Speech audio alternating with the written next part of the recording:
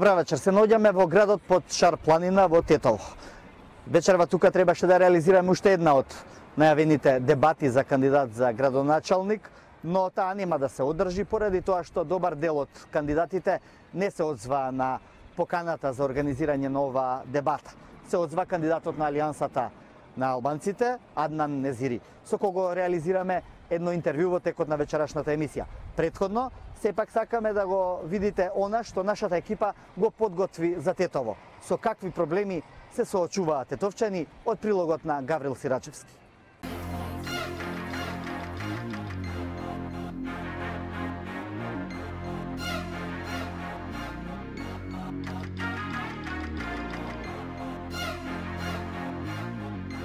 Распослан на падините на Шара, но со години заробен во смог со обраќаен метеж и депонија, која доскоро беше најголемиот непријател на жителите. Тетово. Град на мултиетничност, каде приказната за немање соживот станува само мит и легенда од едно време кој го избришала сегашноста, а на тоа место ги натоложила отворените прашања за кои секојдневно дискутираат тетовци. Седнати на маса, македонец и албанец со утринско кафе, како што и вообичаено го почнуваат денот, ја споделија својата приказна и со нас, укажувајќи на проблемите кои секојдневно ги мачат. Невработеност, сообраќајниот метеж, инфраструктурата, но и депонијата која доскоро беше најголема закана по здравието на овие луѓе, се само дел од мрачната страна на овој град. Сообраќајот, водовод и канализацијата се тие основни покрај комуналната хигиена, се основните услужни, односно сервисни дејности на општината, и тука ситуацијата е лоша. Напредок е изградбата на новиот довод од падините на Попова шапка, новите 200 литри во секунда. Меѓутоа, тие може многу лесно да се покажат како недоволни ако идната локална самоуправа не ги впрегне сите сили во санирање на мрежата, на водоводната мрежа. Грешен е концептот, по моје длабоко убедување, на нивната неспремност да се на некој начин ограничи, односно регулира механичкиот доток на возила во градот. Невладините пак кои од своја страна најмногу ја третираат проблематиката со загаденоста, прашуваат зошто толку време се чекаше за дури сега пред изборната кампања да се расчисти депонијата која се наоѓа во близина на централното јадро. Сепак велат, проблемот не е завршен со оглед на тоа што доаѓа грејна сезона, а прашањето со Југохром и натаму останува отворено. После затварањето на Југохром, загадувањето се намали до 60% во Тетово, но сепак дивата депонија и неколку други проблеми, како грејењето или автомобилите и така натака, исто така се голем проблем за Тетово во загадувањето. Тука позади нас или тука каде што стоиме поточно, имаше една голема дива депонија, планина, колку планина голема, и ние, граѓаните на Тетово се соочивме со таа депонија 4,5 години. Цели 4,5 години чекавме да се исчисти и сега пред 2-3 недели е завршена процедурата за дислоцирање на истата. 80-годишниот Неџат Алити со години единственото превозно средство кое што го користи е неговиот велосипед. Вели се обидува барем на овој начин да допринесе за неговиот град кога веќе свеста кај институциите се уште е на ниско ниво. Прва да ти кажем, ова ѓубре што беше овде, многу лоше беше. Многу лоше беше.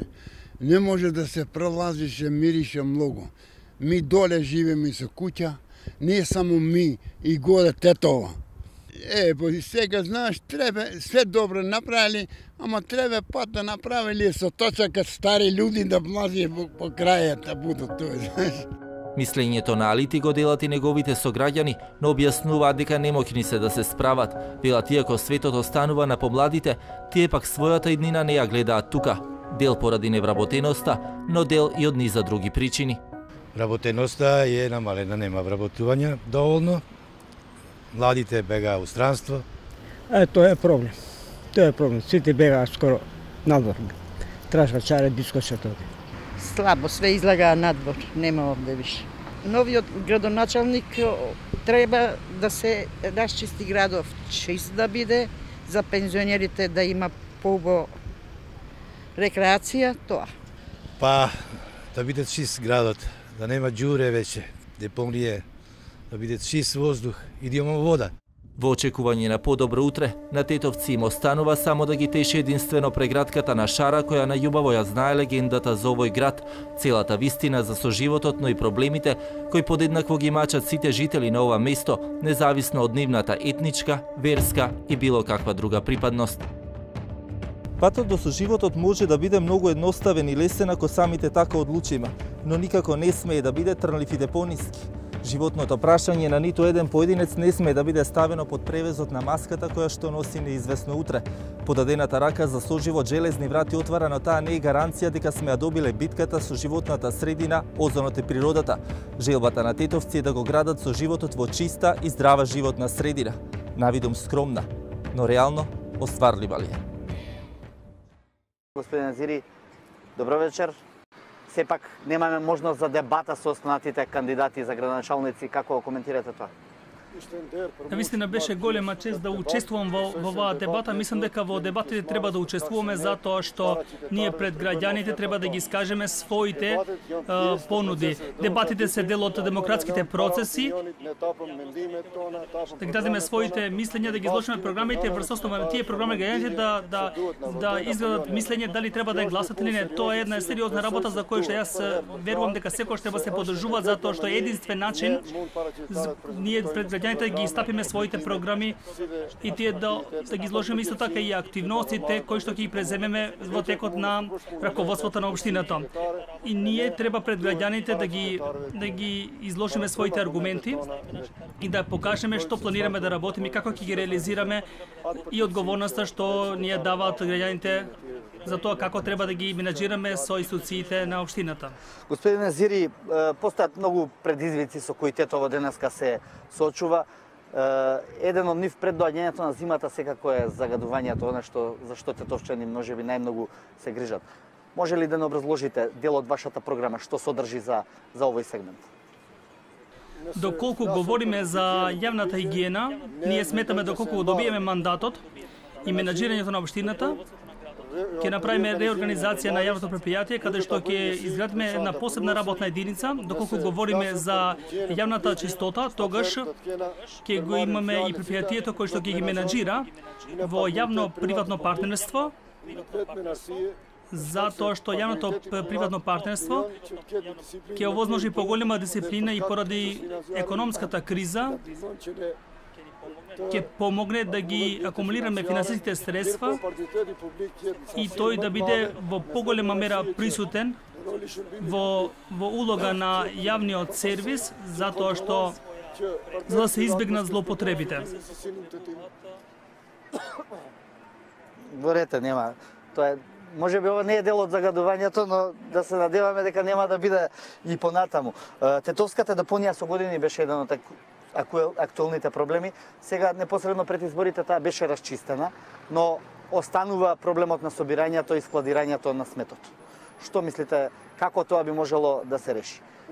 Јас сметам дека треба да се отвори одделение за селектирање на отпадот, да се оделат хартијата и пластиката и со тоа да се продадат тие, со тоа ќе се намалат и јавните трошоци, додека на централно ниво и во нивна комуникација ќе треба се изгради една депонија со поволни и подобри стандарди и со тоа ќе се пласираат тие отпадоци со некоја одредена вредност.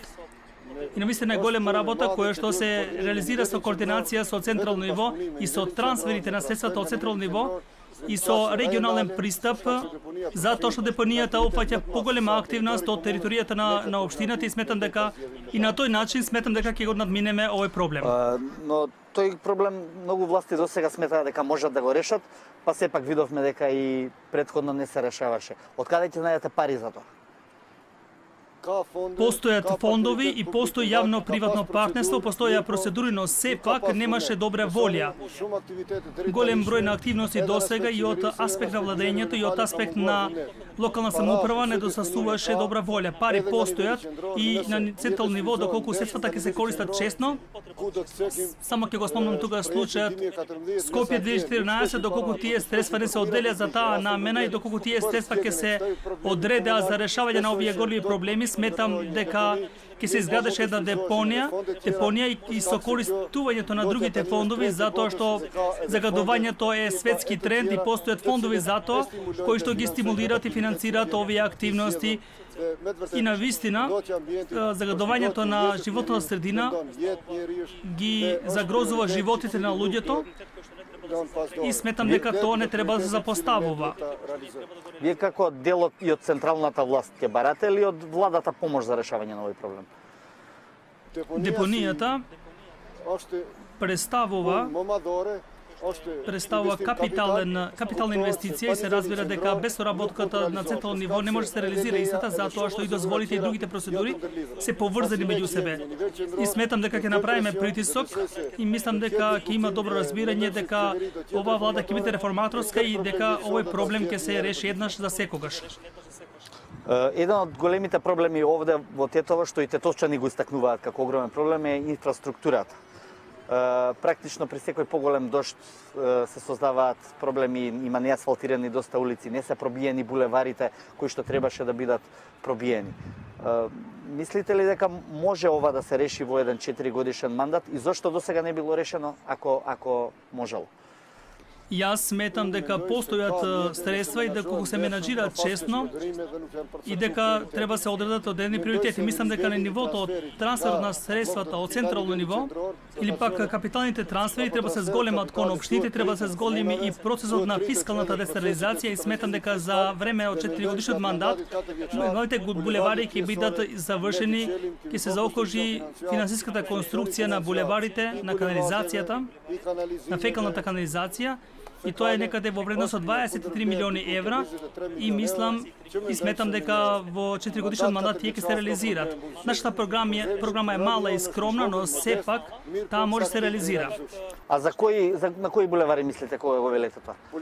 Мислам за булевар Илинден, да се продолжи од постата до касарната, од касарната до регионалниот пат Джепшиште Јажинце, булевар Илинден кон излезот на Тетово, како и главната артерија на градот Тетово, која што често беше озборувана, булевардот Благоја Тоста, од болницата до булевар Илинден. Верувајте, тоа се работи кои што може да се реализираат и некаде чинат над 20 милиони евра и сметам дека општината има капацитет да ги одвои средствата и од својот буџет и од централно ниво имаме средства кои што не се големи и мислам дека треба да бидат приоритетни затоа што Тетово има голем метеж во сообраќајот, има големи загадувања и мислам дека со изградувањето на овие булеварди тоа ќе делува и врз намалувањето на загадувањето на воздухот затоа што ќе се зголеми можноста за циркулација на автомобилите и со тоа ќе се намали метежот и помалку ќе има издувни гасови од автомобилите. Знаете ли со колкав буџет располага општината во овој момент? Да, буџетот на општината има средства од 25 милиони евра. Со ова треба да се решат многу проблеми, особено руралните делови од градот, селата кои што гравитираа кон градот, оние што се горе на шаре, исто така се сочуваат со основни проблеми како што е неасфалтирани улици, немање на канализација. Водоводот е проблем на секаде, веројатно. Мислите дека со овој буџет може да се решаваат овие проблеми? Освен буџетот кој што досега беше користен како општински буџет, ние преферираме да имаме еден подобар сектор за локален економски развој и Македонија како претендент за членување во ЕУ, мислам дека има можност да повлече и други фондови и на прв ред ние ќе извршиме финансиска стабилизација и во идните 3 години и верувајте, тоа е нашиот пристап и сметаме дека ќе има промени и дека ќе се зголемат инвестициите. Планираме да го зголемиме ДДВ-то и дека со различни трансфери од централно ниво буџетот ќе се зголеми и за 10 милиони, односно ќе стане 40 милиони евра и мислам дека со тие средства ние може да реализираме големи проекти кои што се витални за граѓаните и за кои што ние секогаш ги гледаме како приоритети затоа што тие го представуваат животот на граѓаните и јас верувам дека со одредувањето на тие приоритети пристапот на проблемите значи ќе представува нивно решение. Многу години после проблемите што да речеме на едно етничко ниво ги имаат македонците и албанците и тука во Тетово и во други општини, сега се чини дека тие разлики се надминати и постојат многу поголеми заеднички проблеми. Невработеноста и селувањето на младите. И младите албанци и младите македонци не ја гледаат и нината во своите градови. Зошто е тоа така? Ние мислиме дека треба да го работиме честно работата и не треба да гледаме македонски и албански. Сите тие се граѓани од општина Тетово и нашиот труд треба да биде реален и не треба да се гледа од национален аспект. Зошто потребите се не се национални, но човечки се и кога ние земаме одговорност да раководиме со институциите, треба да ги вршиме нашите работи и одговорности што ги имаме и со закон и со други. Ќе може ли и како градоначалник, иден градоначалник, потенцијален градоначалник, да овозможите услови за поголемо вработување на младите луѓе за да можат да се видат својата иднина тука? На тој план што размислувате? Ја мислим дека во општина Тетово има толку ресурси, има капацитети, ние имаме и туристичко место. Попова шапка, например, така. Шапка тама може да правиме детални планови, хотели и друга инфраструктура што може да има нови вработувања, нов можност за вработувања и ако се организираме и парите што ги земаме од граѓаните, ако користиме и ако ги стимулираме, ако му даваме одобрење и услови му правиме на малите и средни предпријатија и таму може да интервенираме со добро менаџирање на финансиските средства и со институцијата. Нормално, прво, менаџирање со администрацијата, деполитизација на администрацијата, ние може да бидеме поорганизирани и да инициираме и други активности, да поддржуваме средни и мали предпријатија каде може да правиме нови вработувања и да имаме подобро место за живење, што мислим дека во општина Тетово тие капацитети постојат. Да, господин Незири, ви благодарам. Вие можете да и се обратите директно до гласачите пред камерата на ТВ24. Повелете, можете и да. Беше чест зашто доаѓавте, трошевте време, губивте време за ние да имаме прилика пред граѓаните да го кажуваме што е наша обврска, што не чека, зошто го земаме ова одговорност и стварно тоа за жал не се дешава, што тоа е проблем на тие што не доаѓаат. Ја мислим дека на секоја дебата треба да бидеме присутни и да даваме тоа што се бара од нас. Како и да ви благодарам што дојдовте, можете и вашето обраќање да се го кажете и на македонски и на албански, се разбира. Ние ги обезбедуваме условите за тоа. Повелете. Почитувани граѓани, ние сме пред вас, имаме една скромна програма, имаме свои задолженија и ние треба да ги извршиме своите задачи.